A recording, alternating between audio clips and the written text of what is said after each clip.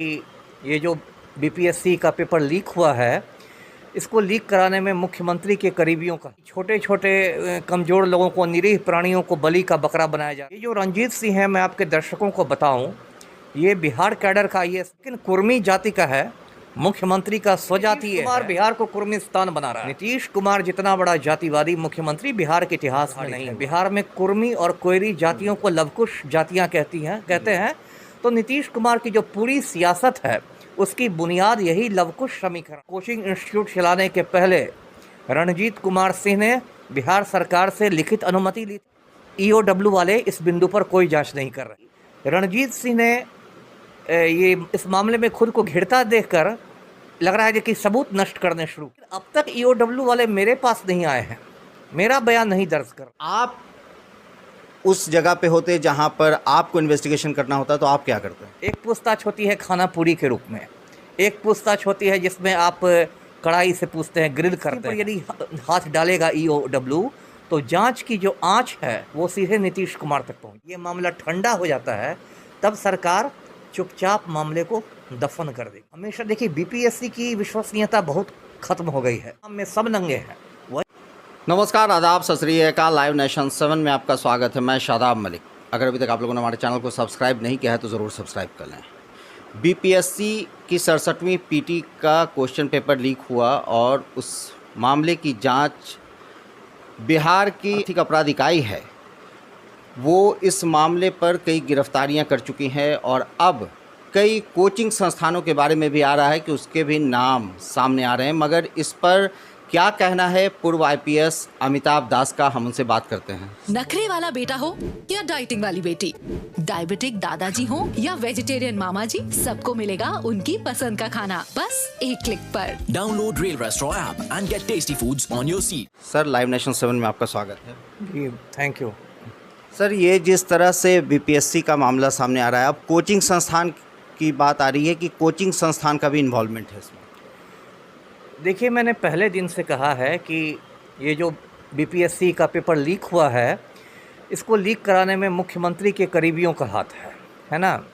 और जो ईओडब्ल्यू की जांच हो रही है आर्थिक अपराध इकाई की, जो बिहार पुलिस की आर्थिक अपराध इकाई है, ये सिर्फ ऑपरेशन लीपापोती हो रही है। ऑपरेशन लीपापोती से कहने का ये मतलब है कि छोटे छोटे कमज़ोर लोगों को, निरीह प्राणियों को बलि का बकरा बनाया जा रहा है, उनकी कुर्बानी दी जा रही है और बड़ी बड़ी मछलियों को, बड़े बड़े घड़ियालों को बचाया जा रहा है। अब मैं एक आईएएस की बात करता हूं, रणजीत कुमार सिंह की। अब देखिए इस बंदे का कितना संदिग्ध आचरण है। ये जो रंजीत सिंह है, मैं आपके दर्शकों को बताऊं, ये बिहार कैडर का आईएएस नहीं है, ये गुजरात कैडर का आईएएस है, लेकिन कुर्मी जाति का है, मुख्यमंत्री का स्वजातीय है। इसलिए नीतीश कुमार ने इसको गुजरात से लाकर बिहार में बैठा दिया है। एक तो ये बात देखिए किस तरह जातिवाद का नंगा नाच होता है बिहार में। मतलब कुर्मी जाति से हैं इसलिए लाया गया। बिल्कुल, क्योंकि नीतीश कुमार बिहार को कुर्मिस्तान बना रहा है। नीतीश कुमार जितना बड़ा जातिवादी मुख्यमंत्री बिहार के इतिहास में नहीं हुआ। इसकी जो पूरी राजनीति है, ये लवकुश समीकरण पर आधारित है। बिहार में कुर्मी और कोयरी जातियों को लवकुश जातियां कहते हैं। तो नीतीश कुमार की जो पूरी सियासत है, उसकी बुनियाद यही लवकुश समीकरण है। तो अब नीतीश कुमार ने कुर्मी होने की वजह से रणजीत सिंह को गुजरात से बिहार में लाकर तैनात कर दिया। नखरे वाला बेटा हो या डाइटिंग वाली बेटी, डायबिटिक दादाजी हो या वेजिटेरियन मामा जी, सबको मिलेगा उनकी पसंद का खाना बस एक क्लिक पर। Download Rail Restaurant app and get tasty foods on your seat. अब ये जो रंजीत सिंह है, ये बीपीएससी की कोचिंग चलाता है, मिशन 50 ऐसे कुछ नाम है। अब इसमें एक प्रश्न उठता है कि कोई भी सरकारी सेवक जो होता है वो कुछ सेवा नियमों से बंधा रहता है, कुछ सर्विस रूल्स के अधीन वो काम करता है। तो ये सवाल उठता है कि क्या कोचिंग इंस्टीट्यूट चलाने के पहले रणजीत कुमार सिंह ने बिहार सरकार से लिखित अनुमति ली थी? क्या रिटर्न परमिशन लिया था बिहार सरकार से? अगर नहीं लिया था तो ये बिल्कुल अवैध काम था। मतलब ऐसे कोई कोचिंग नहीं चला सकते? नहीं चला सकता है। आप सरकारी अधिकारी हैं, आप यदि एक पुस्तक भी लिखना चाहते हैं तो आपको अपना जो कंट्रोलिंग विभाग है, जैसे आईएएस अधिकारियों का सामान्य प्रशासन विभाग होता है या आईपीएस अधिकारियों का गृह विभाग होता है, तो उस विभाग से आपको अनुमति लेनी पड़ती है ना। क्योंकि कोचिंग की ओट में बहुत पैसों का भी खेल हो सकता है, अनैतिक कार्य भी हो सकते हैं। तो ये एक बड़ा बिंदु है जांच का, जिस पर ईओडब्ल्यू वाले इस बिंदु पर कोई जांच नहीं कर रहे। जहाँ तक मेरी जानकारी है, रणजीत सिंह ने कोचिंग इंस्टीट्यूट चलाने के पहले कोई भी लिखित अनुमति नहीं ली है। अच्छा, बिना अनुमति के कोचिंग चला रहे जो मेरी जानकारी है, मैं इसकी पुष्टि नहीं करा, लेकिन मेरी जानकारी में ये बात आई है। अब ईओडब्ल्यू को इसकी जांच करनी चाहिए। दूसरी बात ये है कि रणजीत सिंह ने ये इस मामले में खुद को घिरता देखकर लग रहा है कि सबूत नष्ट करने शुरू किए हैं। कल या परसों उसने अपने कोचिंग इंस्टीट्यूट का जो फेसबुक पेज था उसको डिलीट कर दिया है। तो पूरा उसका आचरण जो है वो संदिग्ध है। अब देखिए ईओडब्ल्यू की जांच कितनी लचर है, आप इससे समझिए कि मैं लगातार पहले दिन से बोल रहा हूँ बीपीएससी पेपर लीक पर, और मेरा इंटरव्यू लाखों लोग देख रहे हैं बिहार में और बिहार के बाहर भी, लेकिन अब तक ईओडब्ल्यू वाले मेरे पास नहीं आए हैं, मेरा बयान नहीं दर्ज कर रहे हैं। उनको सच्चाई से इतना डर लगता है कि वो केस डायरी में मेरा बयान नहीं दर्ज कर रहे हैं, जबकि मैं यहीं पटना में बैठा हुआ हूँ, राजधानी में बैठा हुआ हूँ, 24 घंटे उपलब्ध हूँ उनके लिए, लेकिन ईओडब्ल्यू वाले आकर मेरा स्टेटमेंट केस डायरी में दर्ज नहीं कर रहे हैं। सर, आप खुद एक आईपीएस अधिकारी रहे हैं, आपको ये पूरी मतलब कहा जाए आपको सब कुछ पता है कि कैसे इन्वेस्टिगेशन करना होता है। तो आपके समकक्ष के ही लोग हैं जो ऊंचे पद पर हैं इस तरह पर, तो अगर आप उस जगह पे होते जहां पर आपको इन्वेस्टिगेशन करना होता तो आप क्या करते हैं?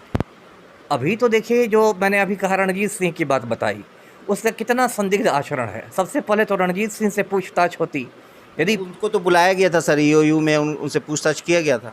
देखिए, पूछताछ एक पूछताछ होती है खाना पूरी के रूप में, एक पूछताछ होती है जिसमें आप कड़ाई से पूछते हैं, ग्रिल करते हैं। तो क्या सर किसी अधिकारी से इस तरह से कड़ाई से पूछा जा सकता है? कड़ाई से मेरा मतलब ये नहीं है कि 3rd डिग्री और मार पिटाई करके। कड़ाई से मेरा ये है कि आप उसको ऐसे सवाल पूछे जो अनकंफर्टेबल सवाल भी हो, जो थोड़े मतलब मुश्किल वाले सवाल भी हों, है ना। ये नहीं कि वो मुख्यमंत्री की जाति का है, कुर्मी है, तो भाई उसको बुलाइए, चाय कॉफ़ी पिलाइए, बिस्किट खिला दीजिए, मिठाई भी खिला दीजिए, हैं कीजिए और उसके बाद पूछताछ ख़त्म हो गई। वो पूछताछ नहीं होती है। वो भले आप पब्लिक को दिखाने के लिए आपने बुला लिया और उससे पूछताछ होती, और पूछताछ में यदि साक्ष्य मिलते तो उसकी गिरफ्तारी होती। देखिए, ये बहुत बड़ा नेटवर्क है, और रणजीत सिंह को इसलिए बचाया जा रहा है क्योंकि रणजीत सिंह पर यदि हाथ डालेगा ईओडब्ल्यू तो जांच की जो आंच है वो सीधे नीतीश कुमार तक पहुंच जाएगी। मतलब नीतीश कुमार का भी इन्वॉल्वमेंट हो सकता है? हो सकता है, क्यों नहीं हो सकता है, क्यों नहीं हो सकता है। आपको मैं याद दिला दूं, हरियाणा में मुख्यमंत्री 4 बार मुख्यमंत्री रहा था ओम प्रकाश चौटाला। जी जी। वो शिक्षक भर्ती घोटाला में तिहाड़ जेल में 10 बरस की सज़ा काट रहा है। तो ऐसी बात नहीं कि कोई मुख्यमंत्री की कुर्सी पर बैठ गया तो वो दूध का धुला हो गया, और वो तो इस बात की संभावना से इनकार नहीं किया सकता है कि नीतीश कुमार का भी वरद हस्त होगा रणजीत कुमार सिंह को, क्योंकि ये बहुत बड़ा ये रैकेट है। देखिए, ये करोड़ों का खेल होता है, और ये बीपीएससी का पेपर लीक करना किसी आम आदमी के, सड़क चलते आदमी के, मामूली आदमी के बस की बात नहीं होती है। तो सर, अभी तक जो गिरफ्तारियां हुई हैं और जिस तरह से लगभग 9 लोगों को गिरफ्तार किया जा चुका है, तो क्या लगता है कि सर ये सारे लोग इन्वॉल्व हैं, मगर शाखाएं सिर्फ पकड़ी जा रही हैं, अभी जड़ तक नहीं पहुंचा गया? वही मैं कह रहा हूँ कि लोग छोटे छोटे पत्ते तोड़ रहे हैं, जड़ तक नहीं पहुंच रहे हैं। पत्तों को तोड़ने से क्या होगा? अब आप कह रहे हैं कि कोचिंग इंस्टीट्यूट, कल पता चला किसी सॉल्वर को पकड़ के बैठा लिया जाएगा। देखिए, सरकार की आप रणनीति समझिए। सरकार की रणनीति क्या होती है? कोई भी जब बड़ा कांड होता है और जब चारों ओर से हल्ला होता है तो सरकार एक जांच शुरू कर देती है, और सरकार इंतज़ार करती है कि मामला धीरे धीरे ठंडा हो जाए। अब मान लीजिए बीपीएससी पेपर लीक का मामला भी गर्म है तो सरकार जांच कराएगी। मान लीजिए 15 दिन में, 20 दिन में, 1 महीने में ये मामला ठंडा हो जाता है, तब सरकार चुपचाप मामले को दफन कर देगी। जैसा गायघाट शेल्टर होम में हुआ। गायघाट शेल्टर होम इस समय बहुत सुर्खियों में था। ऑनरेबल हाई कोर्ट के आदेश से एफआईआर हुआ, एसआईटी का गठन हुआ, सब हुआ, लेकिन अब देखिए बिल्कुल चर्चा से ही गायब हो गया है। सरकार फिर चुपचाप दफन कर देगी।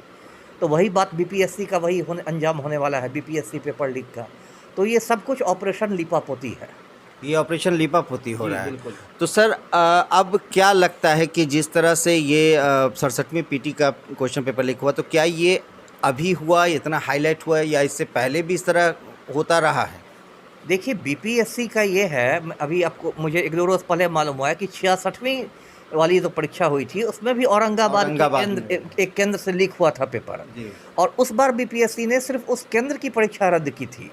जैसे इस बार आरा से पेपर लीक हुआ तो पूरे प्रदेश की परीक्षा रद्द कर दी गई, उस बार सिर्फ औरंगाबाद केंद्र की परीक्षा रद्द करके छोड़ दिया गया।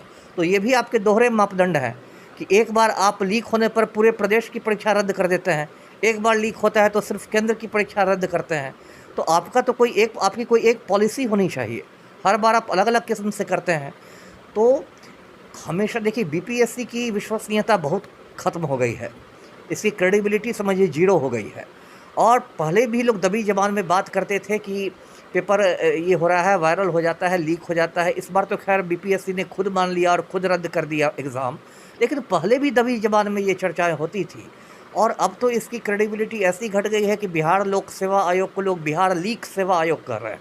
जी जी सर, आपने जैसा कहा कि मुख्यमंत्री नीतीश कुमार भी इसमें मतलब सीएमओ का भी इन्वॉल्वमेंट हो सकता है। तो सर जैसे ही ये बात उन तक पहुंची, उन्होंने खुद संज्ञान लेते हुए इस बीपीएससी से सवाल पूछे थे और उन्हीं के संज्ञान लेने की वजह से कैंसिल किया गया।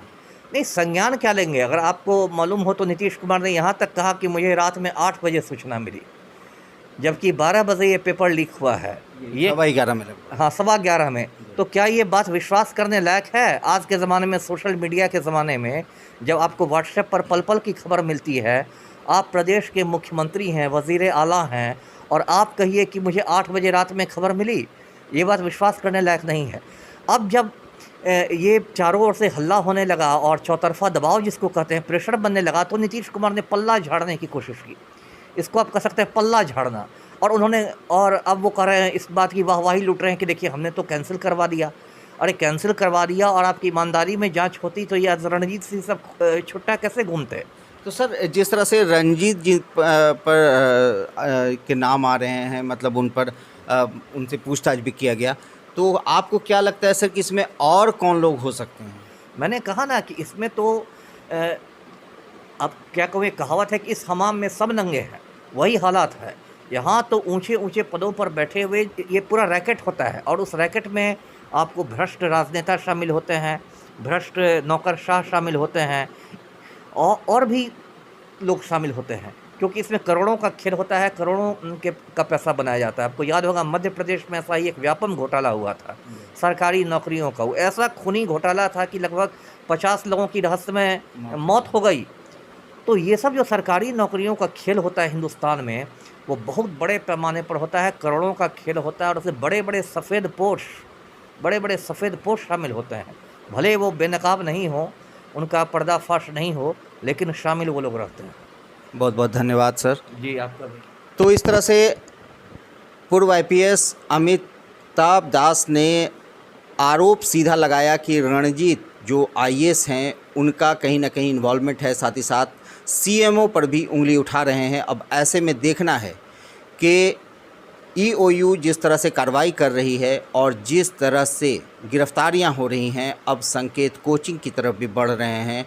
अब देखना है कि इसमें क्या इसी तरह से पेड़ की पत्तियां तोड़ी जाएंगी या फिर जड़ तक पहुंचा जाएगा और उन अधिकारियों और सफ़ेद पोशों को गिरफ्तार किया जाएगा जो इस मामले में इन्वॉल्व हैं। बने रहे हमारे साथ, देखते रहे हमारा वीडियो। अगर अभी तक आप लोगों ने हमारे चैनल को सब्सक्राइब नहीं किया तो ज़रूर कर लें, साथ ही साथ ट्विटर हैंडल पर हमें फॉलो ज़रूर करें। धन्यवाद।